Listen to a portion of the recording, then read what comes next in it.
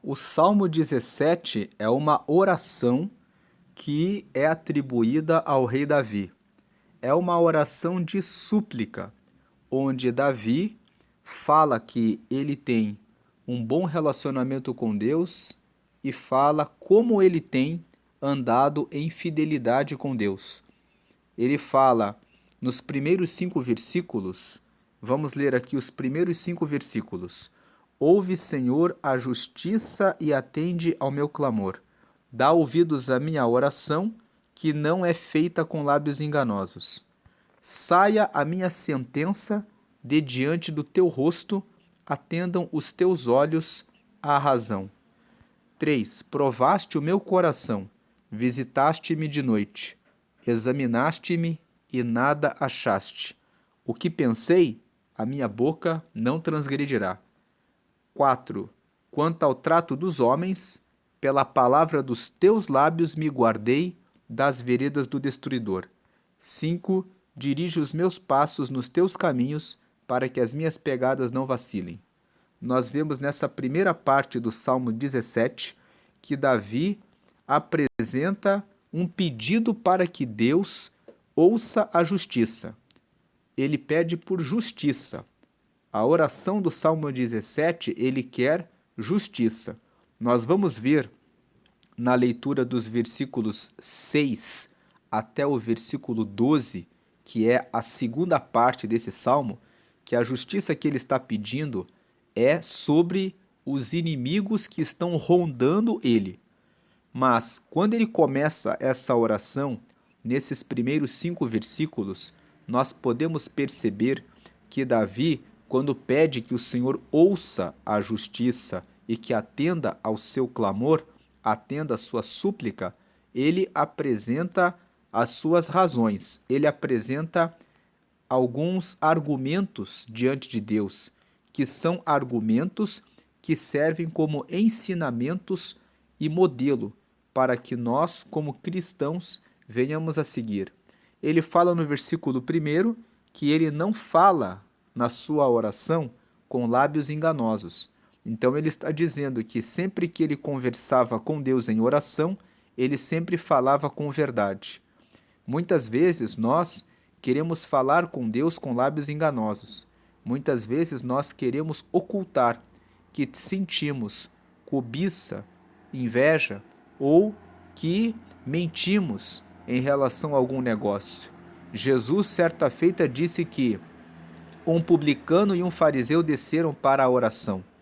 Enquanto o fariseu dizia que ele era santo e bondoso e não era como o publicano que estava ali do lado, mas era alguém que pagava votos, se engrandecendo na sua oração, o publicano, que eram os coletores de impostos e que muitas vezes eram odiados porque muitos deles cobravam além do que era devido, batia com a sua mão no peito e dizia: tem misericórdia de mim. E Jesus perguntou aos seus discípulos: quem dos dois vocês acham que foi justificado para a sua casa? Claro que essa é uma pergunta retórica que Jesus fez, porque o que Jesus quis mostrar para os seus discípulos é que muitas vezes nós, quando estamos orando, pensamos que não temos nenhum débito com Deus e que estamos muito bem em razão das nossas obras, como aquele fariseu, sem prestar atenção de que ele estava sendo arrogante e soberbo, enganando a si mesmo, esquecendo que enquanto ele falava que ele pagava os votos dele e fazia boas obras, ele estava se esquecendo que é Deus que dá vida a ele, que é Deus que permite que ele realize aquelas obras e que se não fosse por Deus, ele nem mesmo poderia ter entendimento sobre a importância de ajudar o próximo e de se preocupar com estar com Deus. Então veja que ele estava fazendo uma oração com lábios enganosos. Ele estava enganando a si próprio. Que nós possamos ser mais humildes na nossa oração e que nós possamos entender quais são os nossos pecados e pedir a Deus que nos mostre quais são os nossos pecados. Muitas vezes nós estamos em uma igreja e não gostamos de alguém, quando na verdade Jesus nos ensinou a amar até mesmo os nossos inimigos.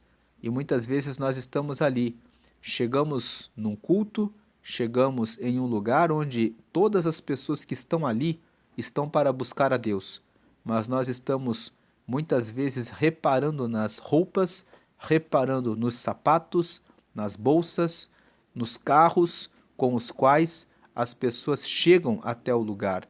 Muitas vezes estamos prestando atenção à maneira da pessoa. Muitas vezes prestamos atenção na raça, na altura, na beleza, em muitas coisas. E quando chegamos até Deus em oração, dizemos: Deus, obrigado por mais um dia, obrigado porque eu tenho amado o meu próximo. Tenho realmente amado o meu próximo? Ou com o meu olhar, com aquilo que eu analiso e avalio em relação ao meu próximo, que não está de acordo com a palavra de Deus, me faz ser um mentiroso diante de Deus? Então, nesse primeiro versículo, Davi está dizendo: ouve a minha oração, que não é feita com lábios enganosos. Ele está dizendo que ele tem sinceridade com Deus e que ele se preocupa em falar aquilo que realmente está de acordo com a vontade de Deus. No versículo 2 ele fala: saia a minha sentença de diante do teu rosto. Ele está pedindo que Deus realize o seu julgamento, porque ele tem convicção de que se Deus fizer o julgamento dele, ele não terá nenhuma pendência com Deus. Então ele está dizendo que a minha sentença saia de diante do teu rosto. Atendam os teus olhos à razão. O que Davi está dizendo é que os olhos de Deus prestem atenção às razões dele. Ele está dizendo: o Senhor sabe que eu faço tudo para agradar ao Senhor. Então, se o Senhor proferir a minha sentença, que o Senhor, no momento em que estiver escrevendo a decisão a meu respeito, que o Senhor atenda, que os olhos do Senhor atendam à razão, que o Senhor considere que eu sempre tenho feito aquilo que agrada ao Senhor e eu sempre tenho evitado errar, pecar, fazer aquilo que não honra ao Senhor. Portanto, que a sentença saia diante do teu rosto e que o Senhor, nessa sentença, quando o Senhor estiver olhando para o meu caso, que o Senhor leve em consideração a razão, que o Senhor leve em consideração que eu sempre tenho feito as coisas corretas.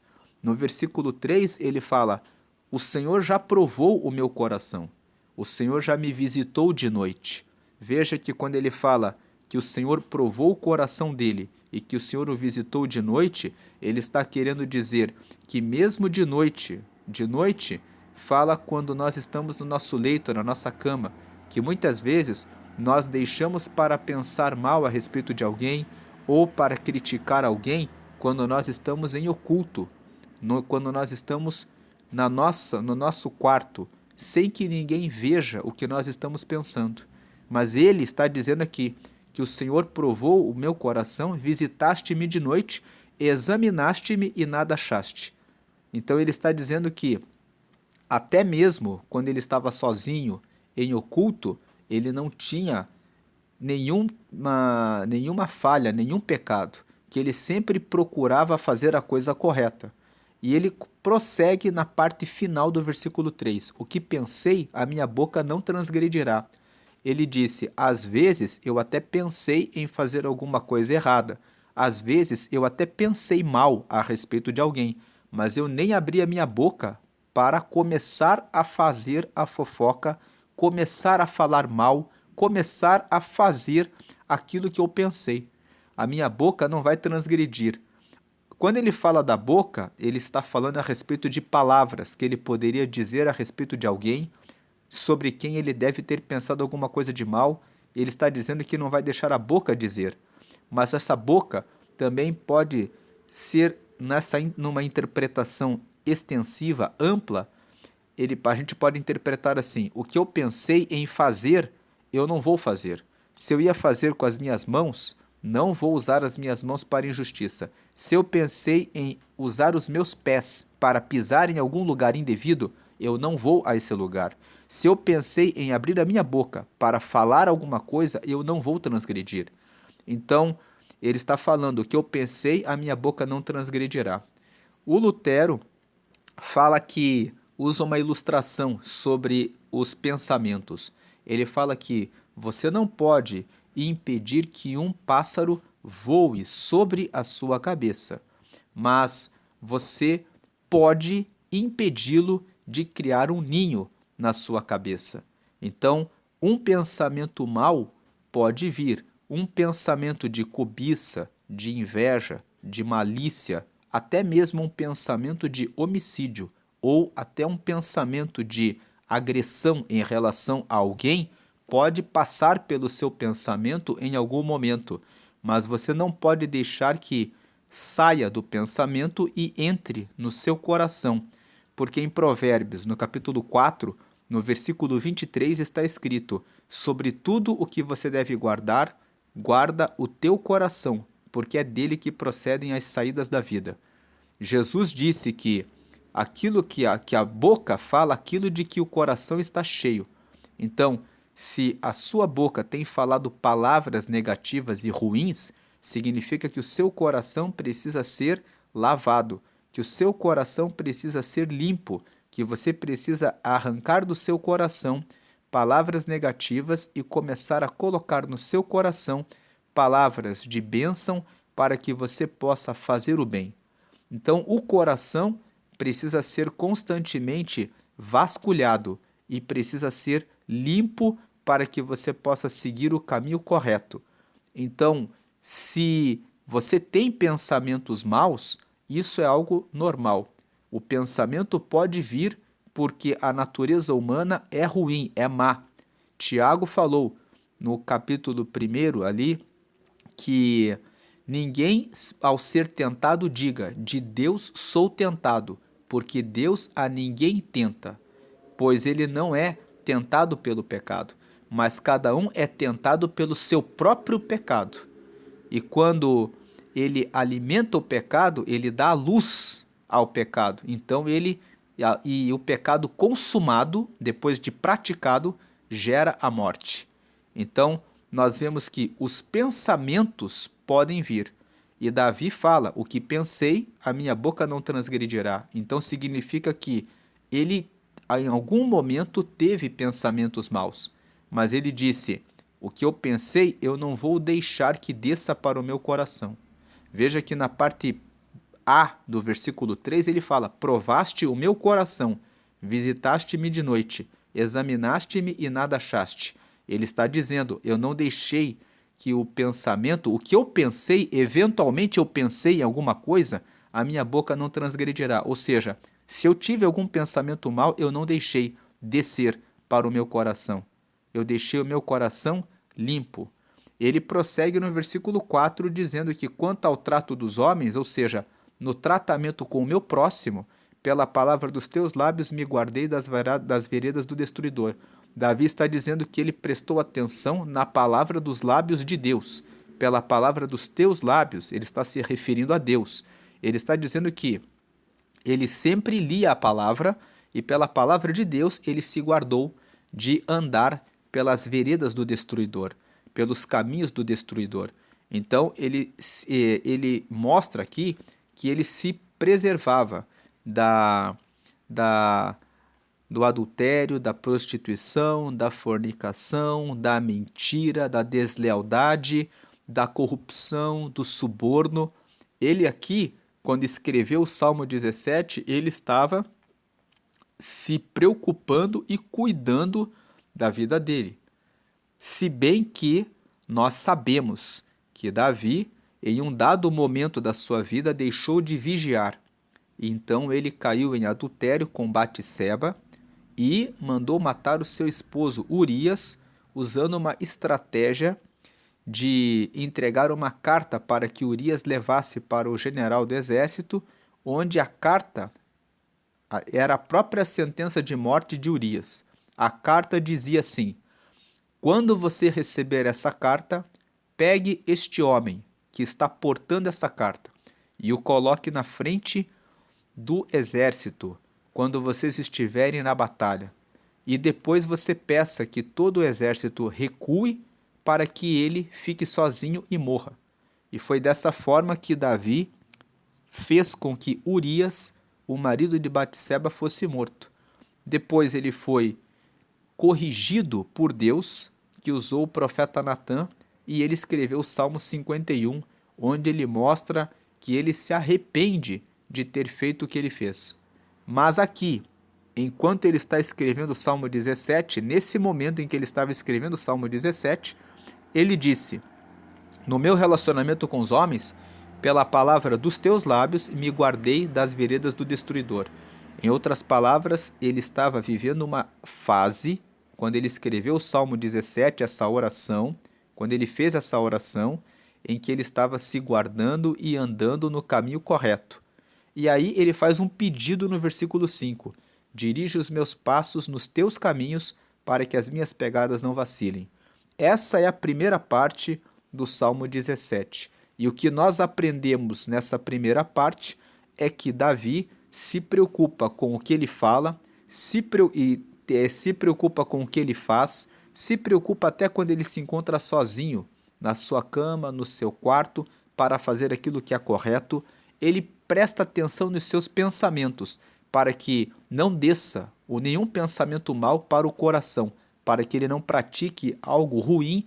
E no relacionamento com as pessoas, ele presta atenção na palavra de Deus e ele pede sempre, de acordo com o versículo 5, que Deus dirija os seus passos nos caminhos dele, para que as pegadas dele não vacilem, para que ele esteja sempre andando de forma correta.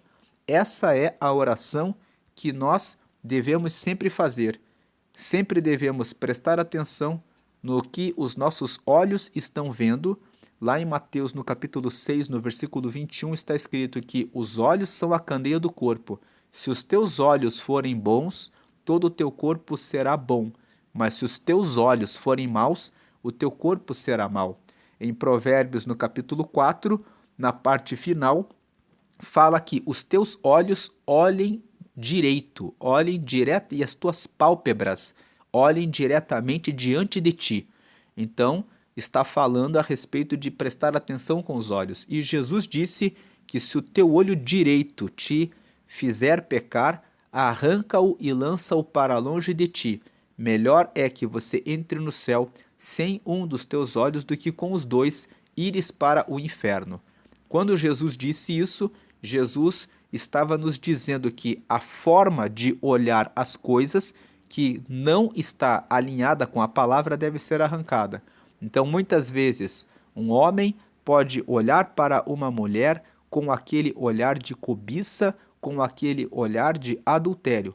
Esse olhar, essa forma do olho ver, deve ser arrancada de você. E você deve olhar vendo uma pessoa, não olhar com intenção maligna. Muitas vezes a pessoa vê uma pessoa que é rica e pensa no seu olhar: posso encontrar uma forma de furtar, de ver se essa pessoa deixar de prestar atenção na bolsa, deixar de prestar atenção na carteira, deixar de prestar atenção no celular, eu posso encontrar uma forma de carregar esse objeto para o meu favor. Então esse é um olhar de furto. Às vezes alguém pode ter um olhar de roubo, de dizer: vou pegar uma arma, vou pegar uma faca, vou pegar um bastão e ameaçar a pessoa para tomar aquilo dela. Nesse caso, a pessoa está tendo o olhar de cobiça sobre bens materiais. Esse olhar deve ser colocado para fora. Então, nós vemos que devemos prestar atenção com relação à forma como nós olhamos. Em Provérbios, no capítulo 6, está escrito ali no versículo 16, que também nós devemos prestar atenção com relação à língua, porque Deus aborrece a língua mentirosa e Deus também aborrece a testemunha falsa, aquele que usa a língua para enganar e para trapacear. Também, ainda em Provérbios 6, nesse mesmo texto, está escrito que Deus abomina as mãos que derramam sangue inocente, o coração que maquina, que pensa no mal, nos pés que se apressam para fazer o mal. E a última coisa, aquele que semeia contenda, a divisão, a separação, a guerra entre os irmãos. Então aqui nós vemos que Davi fala sobre se preocupar com fazer as coisas que agradam a Deus. E no versículo 1 até o versículo 5, ele se preocupa em dizer para que Deus dirija os seus passos, para que ele continue sempre nos caminhos de Deus, para que as pegadas dele não vacilem. Essa é a primeira parte do Salmo 17. Na segunda parte do Salmo 17, Davi, ele vai do versículo 6 até o versículo 12, falando que ele invoca a Deus para que Deus derrame sobre ele as bênçãos, para que ele seja protegido por Deus como a menina do olho de Deus, para que ele fique na sombra de Deus, porque os inimigos que estão à volta dele são poderosos. Os inimigos dele são pessoas que estão fartas de riquezas, que têm força e poder para poderem fazer o mal contra ele e estão espiando a vida dele. Muitas vezes nós estamos nessa situação. Talvez você esteja no seu trabalho sendo perseguido por alguma pessoa que lhe deseja o mal, que não quer ver o seu progresso, o seu sucesso e que fica ali o tempo todo prestando atenção no que você fala, no que você faz, procurando uma ocasião para te denunciar para o seu empregador. Talvez você está com um negócio e você está com algum problema em relação a algum sócio que está criando alguma situação contra você. Então, nessas situações, nós vamos ver aqui o que Davi nos ensina.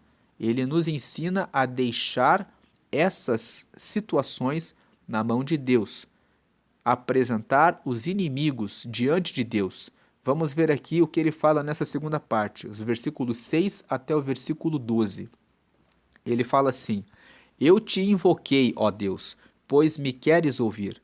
Inclina para mim os teus ouvidos e escuta as minhas palavras. Veja que Davi fala assim: eu invoquei ao Senhor porque eu sei que o Senhor quer me ouvir. Quando que Deus nos quer ouvir?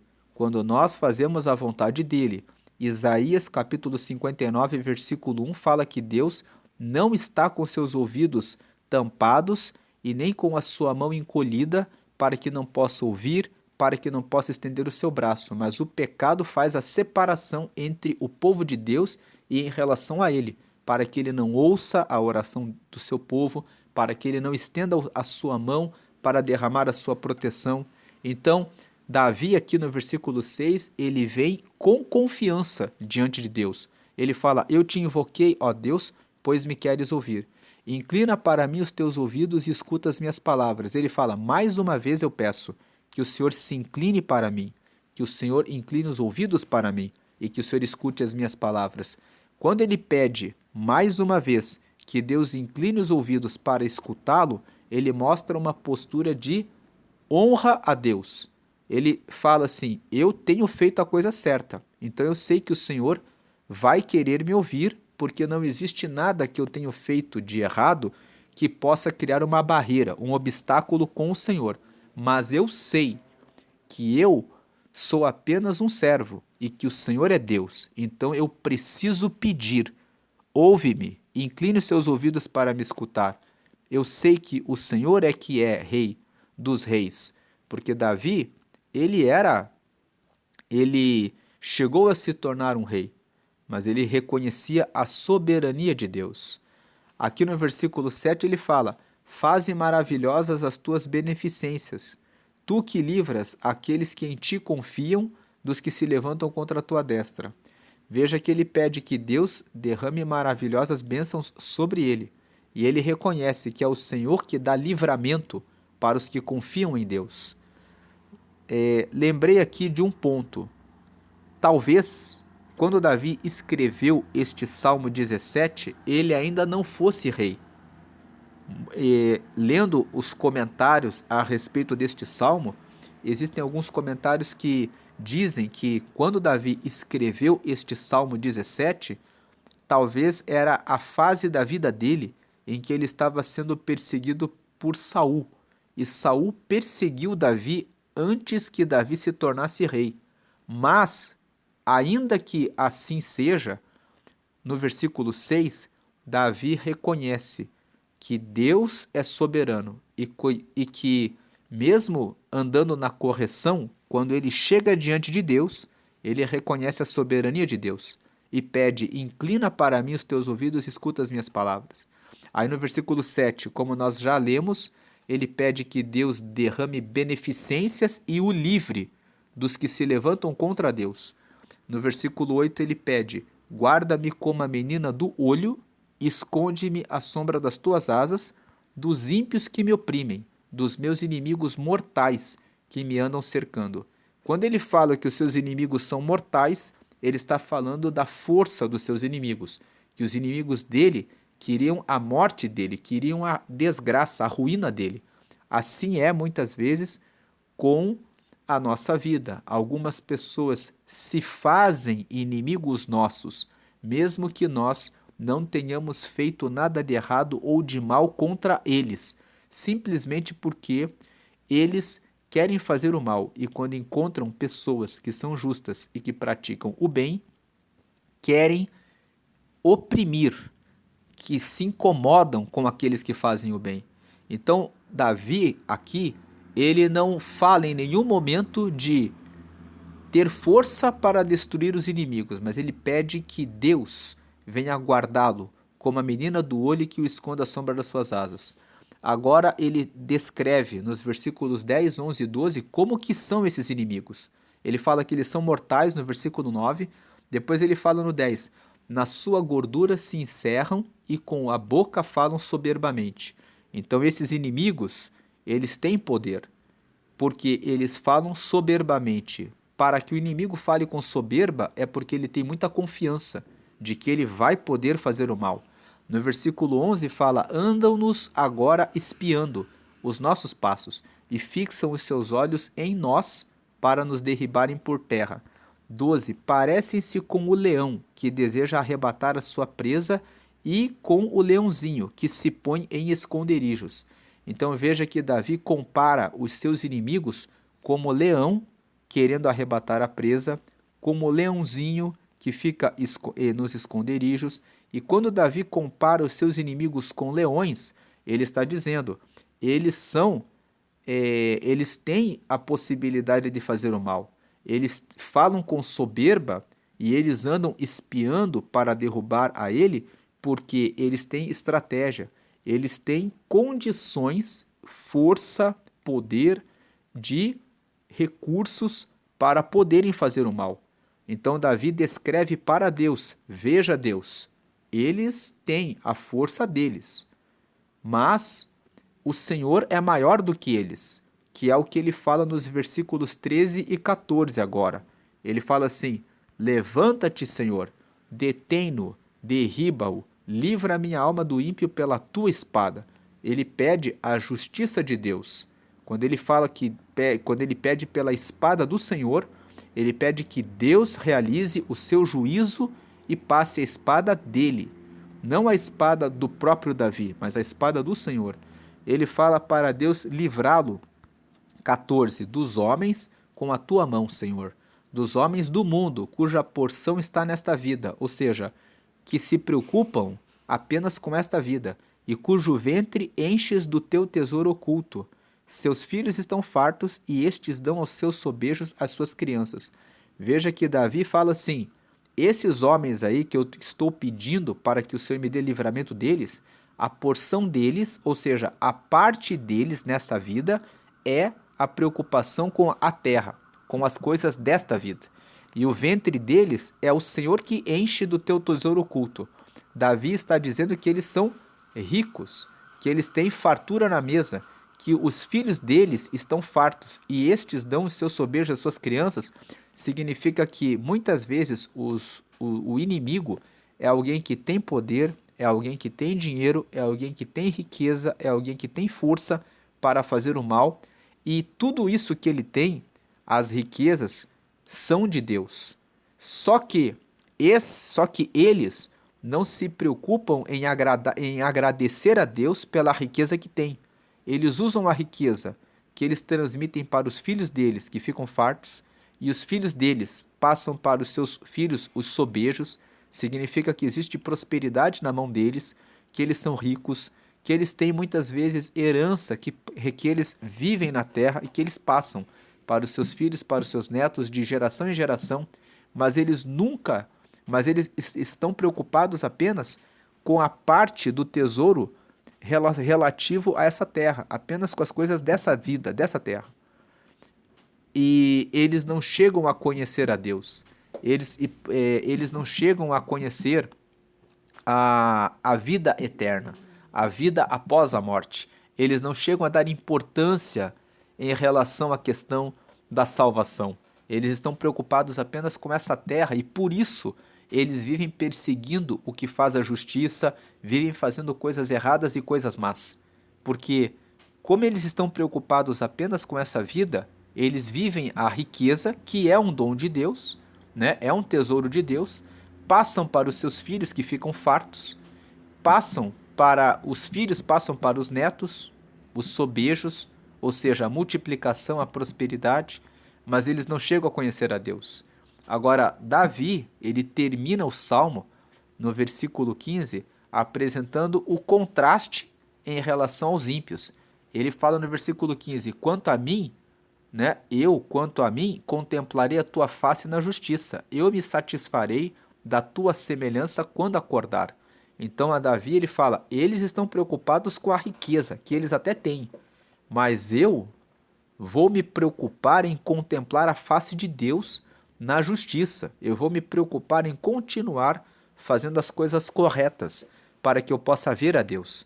Porque eu vou me satisfazer da tua semelhança quando eu acordar. Ele está dizendo que ele vai ficar satisfeito em poder ser, em estar com a semelhança de Deus. Lá em 1 João, no capítulo 3, nos versículos 1 e 2, nós lemos que nós recebemos um presente de Deus, que agora nós podemos ser chamados filhos de Deus e que nós ainda não sabemos como nós vamos ser, mas quando o Senhor se manifestar, nós seremos semelhantes a Ele, porque da maneira como Ele é, nós o veremos. Vamos ler esse texto. Aqui no texto de 1 João, capítulo 3, vamos ler os 2 primeiros versículos. Vede quão grande amor nos tem concedido o Pai, que fôssemos chamados filhos de Deus. Por isso o mundo não nos conhece, porque não conhece a Ele. Veja que, quando nós fazemos as boas obras, como Davi falou nesse Salmo 17 que nós lemos, quando nós não nos damos à fofoca, à calúnia, à mentira, à difamação, à corrupção, à prostituição, ao adultério, à fornicação, ao suborno, à ira, à mágoa, à falta de perdão, à contenda, à cobiça, à inveja. Quando nós não praticamos essas obras, muitas vezes nós somos apontados pelo mundo. Mas nesse versículo 1 de 1 João, ele está dizendo, vede, o amor de Deus é muito grande por nós, que ele nos deu o privilégio de podermos ser chamados filhos de Deus. Como nós somos filhos de Deus e nós praticamos as obras de Deus, o mundo não nos conhece, o mundo não nos entende, porque não conhece Ele, porque não conhece a Deus. Então o mundo não consegue compreender a razão pela qual nós fazemos as coisas certas. Eles não conseguem entender por que a honestidade, por que a fidelidade, por que não falar mal do próximo, por que não trair, não adulterar, nem fornicar, por que viver com correção, mesmo que muitas vezes o justo passe por um prejuízo quando mantém a sua palavra. Por que ser assim? Muitas vezes chamam os cristãos de bobos, mas é porque eles não conhecem a Deus. Aí no versículo 2, João continua: Amados, agora somos filhos de Deus e ainda não é manifesto o que havemos de ser. Ou seja, nós somos filhos de Deus, mas nós ainda estamos nesse corpo carnal. Nós ainda somos como qualquer outra pessoa, mas sabemos que, quando ele se manifestar, seremos semelhantes a ele, porque assim como é, o veremos. Nós sabemos que ninguém pode ver a Deus sem que venha a perecer. Moisés pediu para ver a Deus e Deus disse para ele: nenhum homem pode me ver e permanecer vivo. Então, para que nós possamos encontrar com ele, o nosso corpo precisará ser glorificado. Nós seremos semelhantes a ele, porque assim como ele é, nós o veremos. Aqui está a promessa de que nós, quando partirmos dessa terra, quando adormecermos aqui, vamos acordar semelhantes a ele para que possamos vê-lo. E essa é a esperança que o rei Davi menciona no versículo 15 do Salmo 17. Ele fala justamente aqui no Salmo 17, no versículo 15, que quanto a mim, contemplarei a tua face na justiça, eu me satisfarei da tua semelhança quando acordar. Portanto, este é um salmo em que existe uma oração de súplica de Davi pedindo pela justiça de Deus sobre os seus inimigos. Nos primeiros 5 versículos, ele fala a respeito do seu relacionamento com Deus, demonstrando que ele anda na correção. Nos versículos 6 a 12, ele ele pede que Deus se levante contra os seus inimigos, que Deus lhe dê beneficências, guarde ele como a menina do olho, esconda ele à sombra de Deus, porque os inimigos dele são mortais, como diz o versículo 9, e eles são soberbos, e são como leão e leãozinho. E ele termina pedindo que Deus se levante contra eles, porque eles estão preocupados apenas com as coisas desta terra, mas ele está preocupado em ser semelhante a Deus. Um último ponto para terminar essa meditação é lermos essa questão da vingança, que ela deve estar na mão de Deus. Não devemos pensar em vingar do próximo, daquele que faz o mal, mas devemos deixar os nossos inimigos na mão de Deus, como Davi fez aqui neste salmo. Vamos ler o texto de Deuteronômio, capítulo 32, versículos 35, 41 e 42. Aqui, então, em Deuteronômio, capítulo 32, vamos descer aqui até o versículo 35.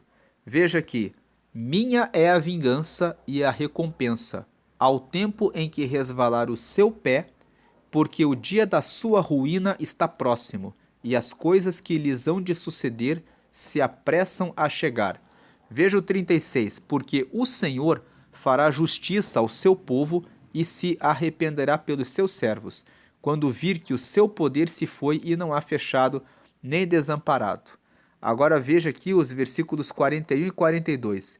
Se eu afiar a minha espada reluzente e travar do juízo a minha mão, farei tornar a vingança sobre os meus adversários e recompensarei os meus aborrecedores. 42. Embriagarei as minhas setas de sangue, e a minha espada comerá carne, do sangue dos mortos e dos prisioneiros. Desde a cabeça haverá vinganças do inimigo. Nesse texto, nós vemos que Deus estava falando sobre os inimigos de Israel, dizendo que ele é que faz a vingança em favor do seu povo. E Paulo, fazendo a referência a esse texto, ensinou aos romanos, no capítulo 12, que não devemos nos vingar, mas devemos dar lugar à ira de Deus. Vamos ler o texto de Romanos, capítulo 12. Aqui em Romanos, no capítulo 12, vamos para o versículo 19. E nós vamos ver aqui, vamos ler o 18 antes. Se for possível, quanto estiver em vós, tende paz com todos os homens. O 19: Não vos vingueis a vós mesmos, amados, mas dai lugar à ira, porque está escrito: minha é a vingança, eu recompensarei, diz o Senhor. E depois ele termina citando o texto de Provérbios, no capítulo 25, quando fala assim: portanto, se o teu inimigo tiver fome, dá-lhe de comer, se tiver sede, dá-lhe de beber, porque fazendo isto amontoarás brasas de fogo sobre a sua cabeça. 21. Não te deixes vencer no mal, mas vence o mal com o bem. Então, esses textos recomendam que não se faça vingança sobre o inimigo, mas se deve seguir a recomendação do Salmo 17. Como nós lemos aqui, voltando aqui no Salmo 17, no versículo 13, né? Levanta-te, Senhor, detém-no, derriba-o, livra a minha alma do ímpio pela tua espada. E como nós lemos em Deuteronômio, no capítulo 32, nos versículos 41 e 42, o Senhor fala que se eu afiar a minha espada, eu realizarei a minha vingança, a minha justiça, eu embriagarei as minhas setas de sangue. Então, Davi, ele deixa a questão da justiça sobre os seus inimigos diante de Deus. É uma oração para que nós conservemos a nossa vida na justiça de Deus, para podermos manter o relacionamento com Deus, prestando atenção e focando os nossos olhos na nossa salvação, no dia em que vamos encontrar com Deus, no dia em que vamos acordar e ser semelhantes a Ele, no dia em que vamos estar para sempre com Ele, deixando os nossos inimigos e a força, o poder e a arrogância e a preocupação que eles carregam com as riquezas desta terra, para que a justiça de Deus se faça sobre eles, porque o Senhor certamente tomará vingança em relação aos seus passos e nos guardará como a menina do olho e a sombra das suas asas, como está no Salmo 91, versículo 1. O que habita no esconderijo do Altíssimo, a sombra do Onipotente descansará. Essa é a meditação do Salmo 17. Agora, no final deste vídeo, eu vou deixar um acesso para Provérbios, capítulo 17. Provérbios tem 31 capítulos, nós estamos no mês que tem 31 dias, nós estamos postando um salmo por dia e no final nós estamos deixando o provérbio do dia, para que você possa meditar Salmo 17, Provérbios 17, até o dia 31. Assim você terá lido 31 salmos e terá lido o livro completo de Provérbios, obtendo mais sabedoria, conhecimento, entendimento, inteligência, discernimento, prudência, para que você possa seguir a Deus de forma cada vez melhor. Como diz em Provérbios, capítulo 4, no versículo 18, a luz do justo é como a aurora, que vai brilhando até ser dia perfeito. Que o Senhor guarde a você e a sua família e que você consiga cada dia mais ser luz e sal na terra.